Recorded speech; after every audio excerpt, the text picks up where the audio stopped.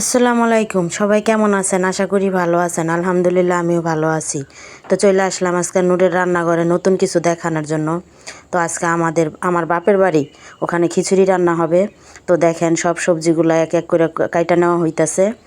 সব সবজি দিয়া, মুরগি দিয়া সুন্দর করে খিচুড়ি রান্না হবে।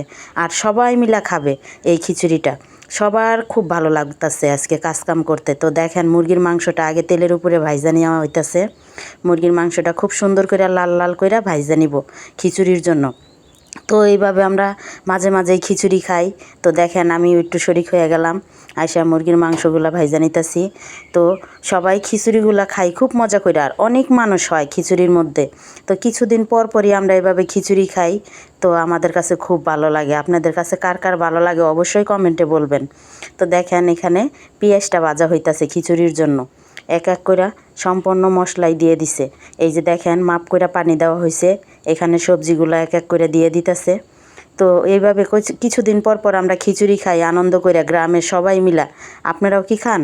অবশ্যই কমেন্টে জানবেন। আর ভিডিওটা ভালো লাগলে অবশ্যই শেয়ার করে দিবেন এবং লাইক কমেন্ট করবেন। তো দেখেন ফাইনালি খিচুড়িটা আমার হয়ে আসছে। এই যে দেখেন খিচুড়িটা কত সুন্দর হয়েছে, আর কত বড় পাতিলে অনেক মানুষ হয়েছে। ইনশাল্লাহ অনেক মানুষ হয়েছে, খুব ভালো লাগতাছে। সবাই খিচুড়ি খাবে। আমার কাছে এত ভালো লাগে যে সবাই একসাথে মিলে খিচুড়ি খাবো। কত মানুষ হয়েছে দেখতেই ভালো লাগে, খাওয়ার চেয়ে বেশি ফুর্তি লাগে। তো কেমন লাগলো আপনাদের কাছে ভিডিওটা অবশ্যই আমাকে জানাবেন।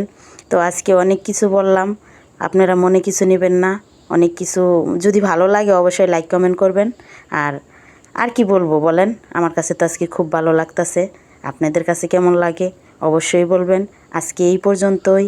আল্লাহ হাফেজ, ভালো থাকেন সবাই।